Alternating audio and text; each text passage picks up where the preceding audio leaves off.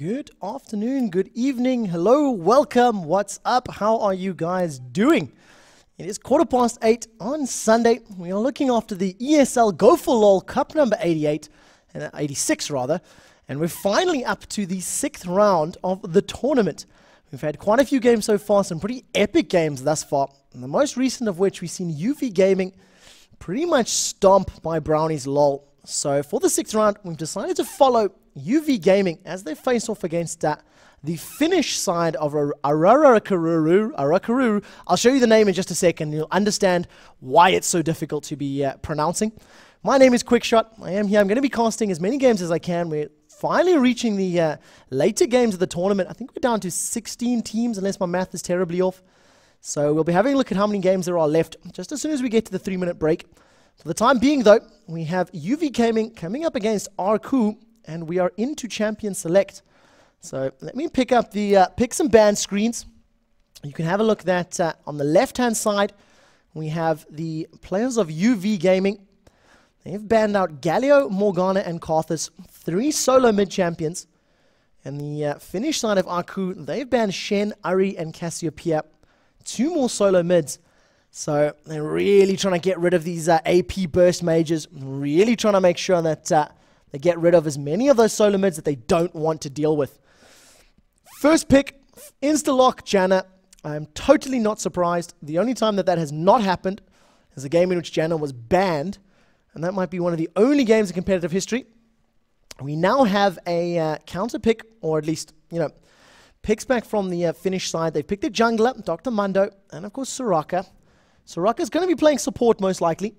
She can play solo mid, she can play solo top. Not very likely though, that doesn't tend to happen. So we'll probably see Soraka playing a support role. And the very aggressive Dr. Mundo is almost as fast as Shyvana, if not a little bit quicker than Shyvana in the jungle. Clear those creeps, clear those camps really, really quickly, really, really effectively. And he's able to attempt to counter jungle. So we're going to have a Shyvana versus Dr. Mundo face-off.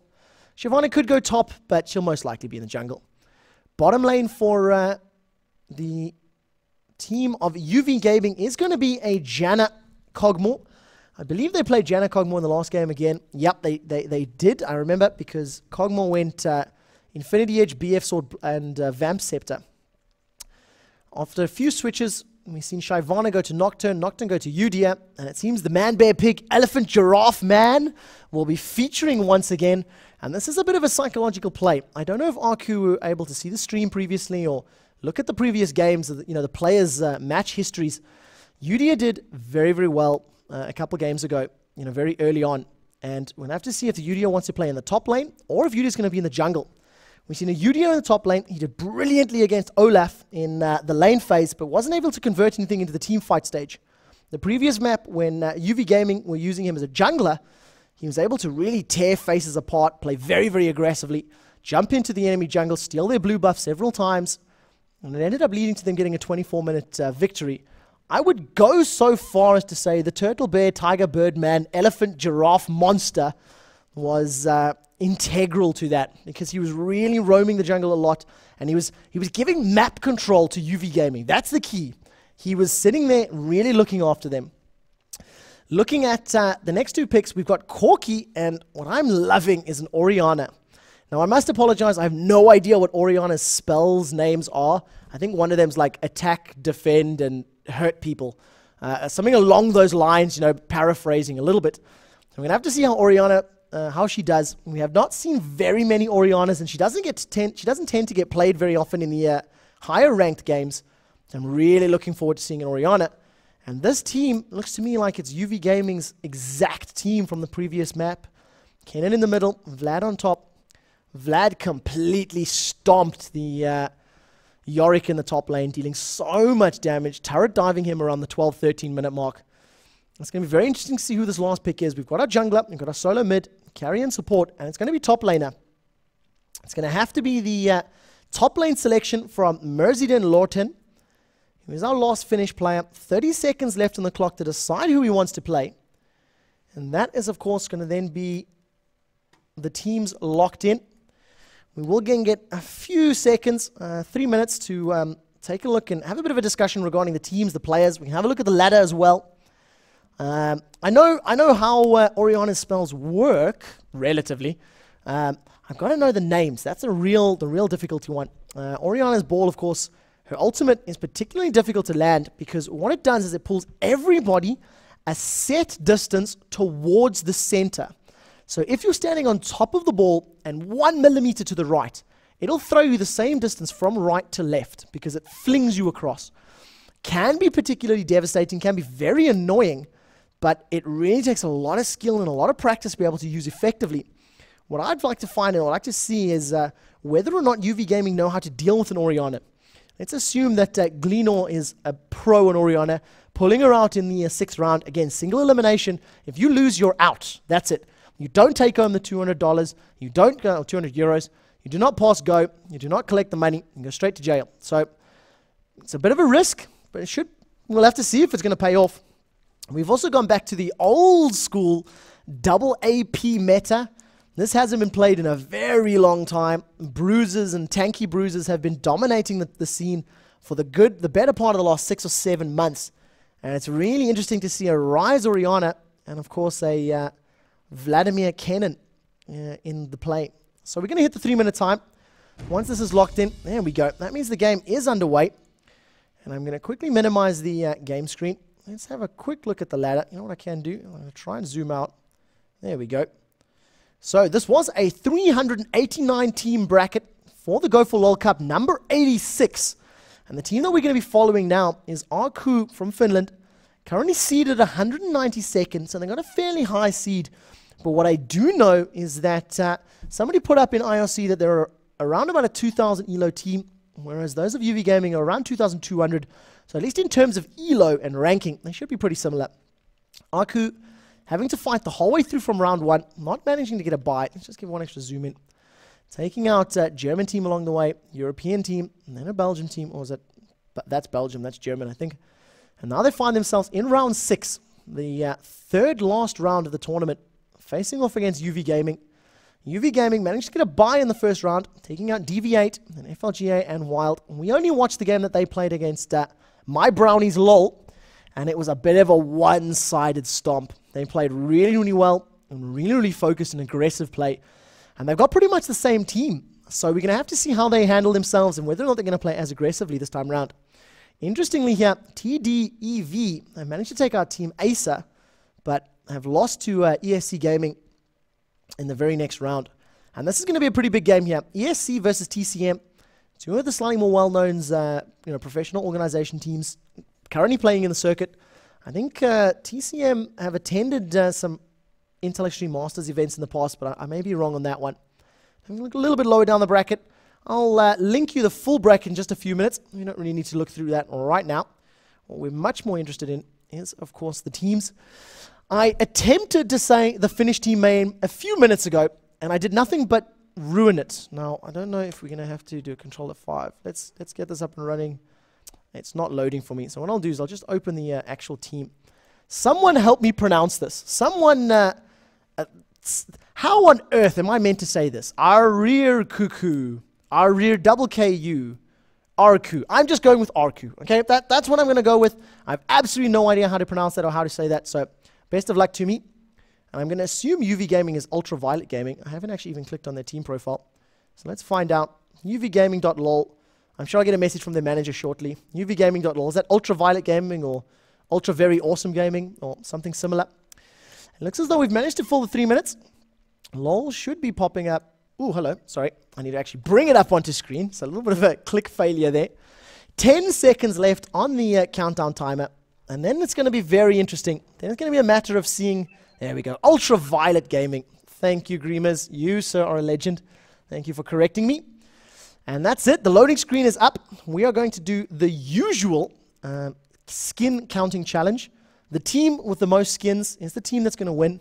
And it's been pretty accurate so far, actually, because in terms of all the games, I was really going crazy about the Vladimir skin for My Brownies. They won. I was going really crazy about the Olaf skin. They won.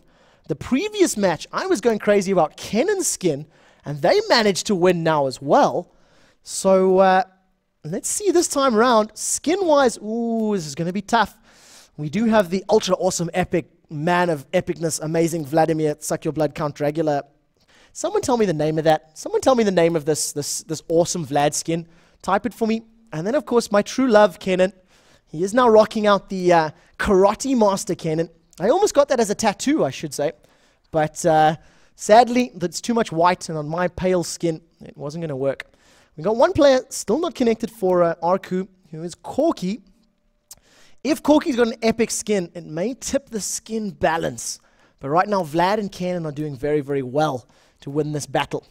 So the guys that are sitting in on chat, thank you for the kind words. Thank you so much for the quality and the comments and whatnot. Is that Bloodlord Vladimir? Oh, okay, mine's better. I'm going to go with cool, epic, awesome Vladimir of Count Dracula-ness. D-Man is correct. I am living in Berlin. Originally South African, but I moved here for some work. And now I've had the opportunity to get involved in shoutcasting. I'm going to be trying my best to develop my own abilities and develop a bit of a fan base and try to get involved more and more in esports. I'm completely hooked and addicted. If I'm not playing LoL myself, I'm watching other people play it. So we now have the Electric Hamster Kenan as our last one to load up. Even the server had enough and just said, get into the game. We've had enough of your nonsense. So we know that Corky hasn't connected, and I think Kenan is going to connect shortly. We've already got some pings going down. Boots Pots meta reigning supreme. Take a look at the side of UV Gaming. 4 players with Boots and Pots. The only player to go slightly different thus far is, of course, Janna, and that's because she needs the wards and the Fairy Charm. Is it the Fairy Charm? Yeah. Just gives it extra mana regen. It allows it to toss out those Howling Gales. Allows it to keep using Eye of the Storm and Cogmore and really cranking up Cogmore's damage. Corky is managing to connect you. I'm not 100% certain if he maybe had a game crash or whatever the story is, but at least he hasn't lost anything. There's no creep spawned, and he's already, there we go, moving into lane. He's got Boots Pots as well. And it seems as though the pro players, the top level guys, are moving away from these Doran's Blades, Doran's Shields. Even with the Soraka in lane, Corky opted to go for Boots Pots instead of the standard Doran's Blade. So that's the first noticeable difference. And what we're going to do is we're going to keep an eye on the abilities at the moment. I just want to have a quick look at Orianna. Clockwork Wind-Up, it pretty much applies additional magic damage with each of her auto attacks. Oh, interesting fact, by the way. Orianna is the only champion in the game that's every single one of her abilities, including her passive, scales off ability power. So we got Command Attack, Command Dissonance, Command Protect, and Command Shockwave. I'm not going to remember those at all, so I'm going to do my best, but you don't see them often. Dr. Mundo starting off with the Wolves. Yudi are doing the same. His Phoenix stance versus the Burning Agony, I believe it's called. And we'll have to see which jungler is going to be able to be more effective. Which jungler is going to be faster in the jungle and get into those lanes quicker. To everybody that is sitting on the stream, thank you so much for joining me. My name is Quickshot. We're on the 6th round of the ESL Go4LoL Cup. This is the 86th Cup, which is mind-boggling when you think about it. 86 Sundays of Go4LoL action, nearly 2 years. So really well done to ESL, and well done, nicely done to all the teams for signing up. 386 teams. If it wasn't for the team signing up, there wouldn't be a competition. So awesome. Congrats to all the teams and the guys hanging around here. And now we're just going to see what happens. It's going to be very interesting, these lanes. Kenan Rise, Vlad Orianna. Vlad will be able to mitigate a lot of Orianna's damage, and if he times his Sanguine Pool correctly, I Love Chio should be able to avoid the Dissonance damage or the Command Shockwave. So it's going to come down to timing. I think it's going to come down to some player skill, and there you go. Eating a Command Attack and eating Command Dissonance. Taking away close to half of Vladimir's life. And a couple of auto attacks from Orianna as well. I've actually seen Orianna being played quite a lot in terms of an attack damage person, because her auto attack range is pretty good. And you build a Gwynzu's Rage Blade and that just cranks up all the way through. So having a look at how things are going at the moment. Fairly passive, just in a farm. Nobody playing too aggressive. Dr. Mundo is coming to the top lane with double buff. It's going to be quite difficult to catch this Kenan. Rise is going to have to guarantee land a Rune Prison. If Rise can get a Rune Prison on Kenan, and Dr. Mundo can get up into melee range, that might be a dead Kenan. But of course, he does have Flash and his Lightning Rush to get away. So here's the ping. Rise is now moving up. There goes Lightning Rush, and he's just going to immediately fall away. Vladimir is known for being fairly weak in the early levels. You tend to think that he needs to get his transfusion level up. And normally only once his transfusion is actually at a higher level and a lower cooldown is he able to really control the lane. But this time round, he's putting a lot of pressure on Orianna. Orianna struggling to deal with the transfusion, and the sustain from Vlad. So I'm playing very, very defensively, very passively.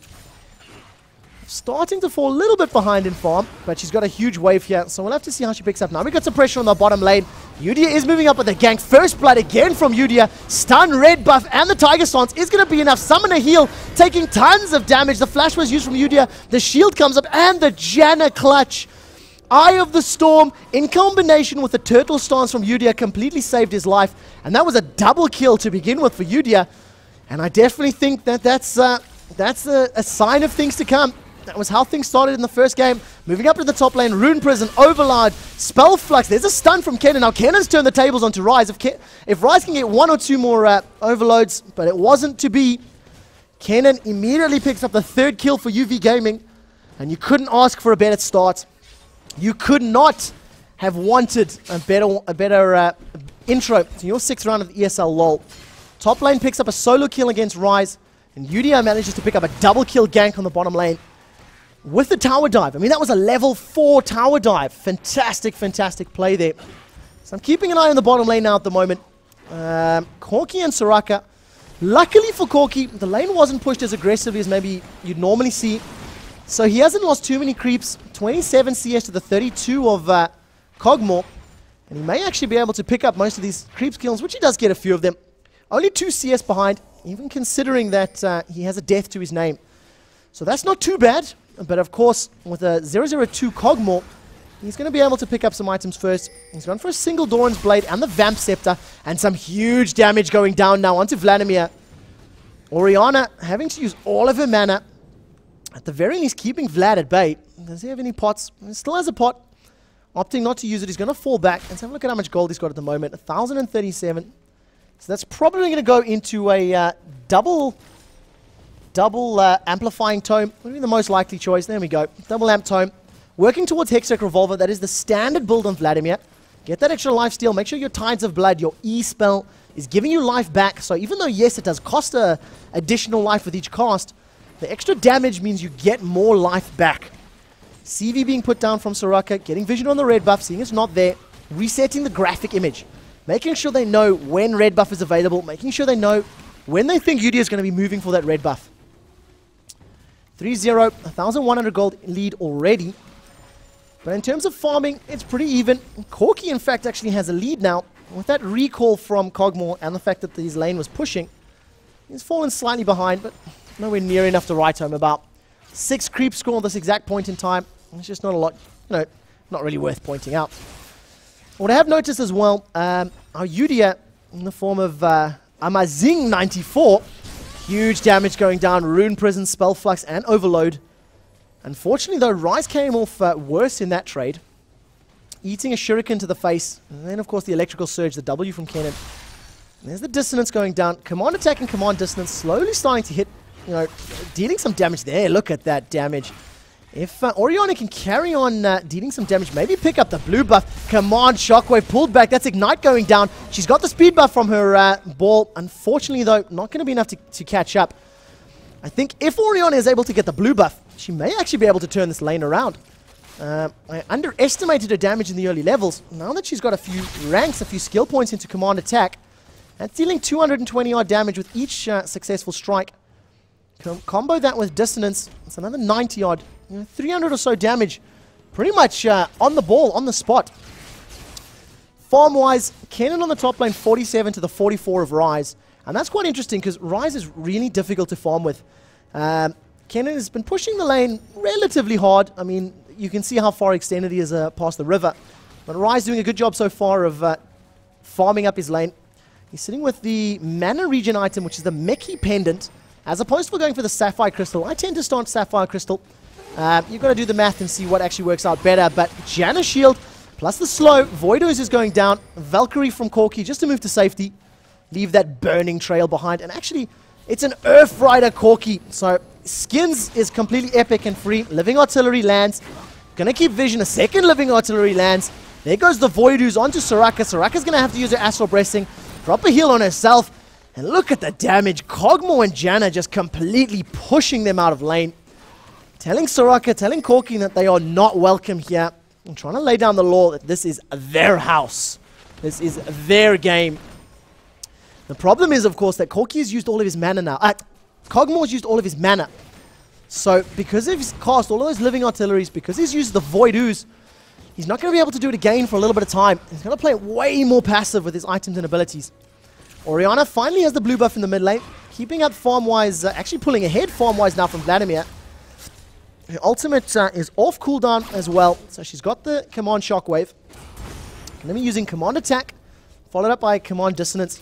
And I know that if she times it correctly, when she uses Command Protect and pulls it back towards herself like that, it can actually deal damage. Kennen moving in, landing a fantastic stun. Hemo Plague with Ignite. This should be enough to pick up the kill. There goes the blow, and bang! Wish almost enough to save. Dr. Mundo may be able to get in here, though. His Tides of Blood, along with the Transfusion. Mundo's going to be committing. He's got his Masochism ultimate on. Huge regen, huge movement speed buff. And if he can bait Vladimir, Ryze may be able to put some damage down. So great combination there from Kennen. Managing to pick up the kill on Orianna. Just a little bit unlucky that Mundo was right in the area. And a little bit unlucky that Mundo was there, throwing those meat cleavers in his face, playing the butcher, because Mundo goes where he pleases. More pressure in the middle lane here now. Ryze is putting out some damage onto Udyr. Most of it's negated. Udyr with his Heart of Gold and the Merc Treads already. And 10 minutes. And look at that damage. It's going to take 6 or 7 auto attacks from Kog'Maw, and he's going to be able to kill Soraka. And that's without any damaging items. He's got 1 Doran's Blade, and that's simply nothing in the grand scheme of things. The guys that aren't tuning in, we're up to 235 viewers. Thank you so much for stopping by. My name is Quickshot. I'm a South African League of Legends caster, and this is Go4LoL, Cup number 86 on EU West. I'm going to be trying to do more Go4LoLs, going to be trying to do more casts and streams. So feel free to say hi in chat, introduce yourself. Maybe I can ruin your nickname with my South African accent. Living Artillery with Bioarcane Barrage is really putting the damage down on Soraka, but she's just going to keep using her Astral Blessing. Keep using that W heal of hers. Udyr being a little bit cheeky, running up and bear slapping Mundo before moving back. Tides of Blood being thrown out from Vlad. Tides of Blood is, of course, his E-spell. The damage increases with each additional stack, but as does the cost. So continuing to use it, continuing to keep it up, will of course mean your damage goes up, but it also means that you'll be losing hit points. And look at the build from Vlad. He's picked up a very early Negatron Cloak. That's just to give him the additional magic resist and really try to help him in this lane. He must have been taking way too much damage, more damage than he was willing to take against Orianna. And it seems to be paying off. I mean, he's surviving significantly better. The few times we've stopped by to have a look at his hit points, they've been a lot higher than they were in the last 5 minutes. So a good choice by Vladimir. He's probably going to be able to convert that into the likes of an Abyssal Scepter, maybe even a Force of Nature, depending on how he wants to build. Force of Nature would be pretty good against the likes of Ryze, give him that extra movement speed buff. Of course, allow him to get out of ganks and out of dangerous situations with his Sanguine Pool. I'm seeing some pings in this bottom lane now. Mundo is coming to the mid lane. This ward from UV Gaming has spotted it. And Udyr was pinging on the bottom lane. So I'm trying to make sure I don't miss as many kills as I did the last time round, guys. I spent a bit too long looking at chat and fiddling with settings. So my bad. Still trying to keep the focus. Having a look at CS at the minute. Let's have a look mid lane. Vladimir and Orianna, 79 to 90. Orianna significantly ahead right now. And that's quite a big lead, considering it's only 12 minutes. And if it keeps up, she's going to be able to pick up some more damaging items significantly faster. Now we've got the invade that I was talking about from earlier. There's no blue buff to steal this time around, though. And our man, bear, pig, elephant, giraffe, Udyr is running around with his incredibly manly Phoenix dress.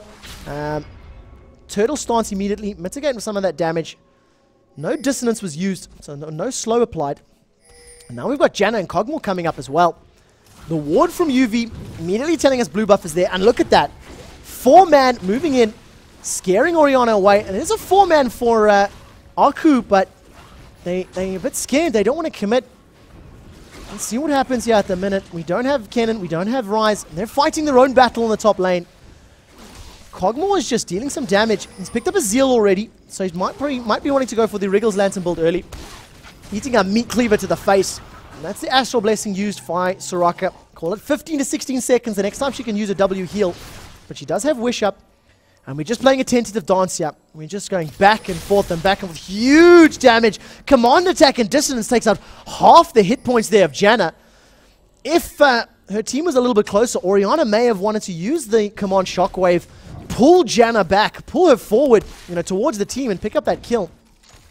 With the ward and with Smite available, Yudia may steal this, and he does! What fantastic timing. Really, really well played, guys. Always remember that. Always remember, if you're a jungler, you should be picking up the last hit with Smite. Of course, Mundo was trying to leave that for Orianna, so can't really say too much, but well timed by Mundo. Kennen is now moving in. He's used his Maelstrom. He's used the Slice. Ignite goes on. Wish used from Soraka. Almost enough to save Rise, but I think it was late. I think that Wish arrived a second and a half late. That's a second kill for Kennen now. And Kennen's actually winning this lane. 115 CS to the 81 of Rise. That's a huge advantage. 35 creep score lead already. 5-1 is the score. And UV look like they're setting themselves up for another strong victory. I don't want to be predicting winners just yet. We do have to wait to get to the team fight stages. We do have to wait to see whether or not Orianna's Dissonance and Orianna's Shockwave can actually deposition and make the champions of UV Gaming get out of position, get out of place, and then maybe pick them off one by one. But it's going to be difficult. 3,500 gold the lead. UV Gaming are doing fantastically well played at the minute. Really pushing hard. And now we've got Rise moving down almost like they're preparing for Dragon. That's what it feels like. Nobody's even made an attempt for Dragon just yet. And this looks like it's going to be the first one. Kog'Maw's going to get cut off. There's the Rune Prison. Spell Flux is followed up. The command attack lands as well. Yudia's coming down. Now Janna popped her ultimate really early. That Monsoon felt like it was a bit premature. I don't know if that really should have been popped that early. There was no additional aggression from Arkku. They didn't continue to run forward. So maybe playing a bit safe, playing a bit passive, and at least now it's down. Arkku should know this. Arkku should know that without Monsoon, they may be able to commit and get their melee champions or get their close range champions in a little bit deeper. Let's see what happens. And it's just falling back into the passive game. Nobody's pushing for Dragon. Neither team willing to risk it right now. So they're going to be falling back. Let's have a look at what the cooldown is on the Janet ultimate. It is 112 seconds, so just shy of 2 minutes. We're about a minute left. That's going to be a stun. Following the Phoenix stance, and of course the Tiger stance. Huge damage going down. Mundo just gets obliterated. Ignite from Kennen, more than enough to stop the health regen. And what a fantastic stun from Yudia. Bear stance to the fence. Flash bear stance into Rise. Manages to get a minute, like a brief stun. Not willing to commit just yet. Knockup not missing, or just failing. Tides of Blood finally picking up the kill. And what a brilliant call there. I'm going to have to find out who the captain is of UV Gaming, because the call there to commit, the call to push was phenomenally well done. Just pay attention to the coordination. Pay attention to the way in which the players are moving. Corky's disconnected. I don't know if that's what's happening there. That's 3 quits at the minute. I'm going to quickly open up the chat and see what happens. There's a bit of a rage quit, sadly. So that's very unusual. 17 minutes and a rage quit. Unlucky. Arkku not willing to go through the embarrassment. Arkku not willing to fight through to the bitter end. So congratulations to UV Gaming. UltraViolet Gaming picking up the win. I'm not certain if I leave this game if it's going to cause me any issues or not. Just wait 3 minutes. So I'll tell you what I'm going to do. I think I'm a spectator slot, so it'll be more than 5 minutes before we get the next one. UV Gaming pick up the victory. There's not going to be any end game score because there was a little bit of a ragey. Oh, maybe there is. Awesome. 0-4 on Rise, 0-2 Orianna. And it just every lane was really well played, was dominated by the champions. And when Yudia did show up, people died. So really well played. Congratulations to UV. I'm going to then put the loading banner back up. We've got round 7 coming up next. I'm going to have to do a little bit of a chat to the ESL admins. See which games they're going to cast, and I'm going to probably have to jump into a different one. And it's sort of the way that it works. More viewers, they will be able to get preference of game. So give me a few minutes, guys. I'm going to find out exactly what's happening, and we'll be back with the next round. For the time being, those techno lovers out there, we're going to get some electronic music back in the background. I'll be muting my microphone. So I'll be with you guys in just a few minutes.